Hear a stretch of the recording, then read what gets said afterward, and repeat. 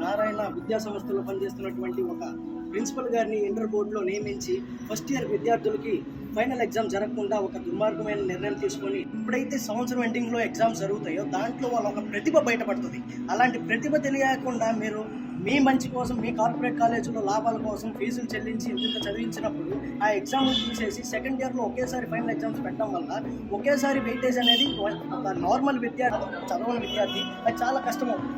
కాబట్టి ఇలాంటి తప్పుడు నిర్ణయాల వల్ల ఎంతోమంది విద్యార్థి తల్లిదండ్రులు చాలా బాధపడుతూ ఉంటారు. మీ కార్పొరేట్ కళాశాలల్లో డబ్బులు చెల్లించాలి, వాళ్ళకేదో మంచి చేయాలని చెప్పేసి నారాయణ గారు కూటమి ప్రభుత్వం ఇలాంటి చర్యలు తీసుకోవడం చాలా తప్పు.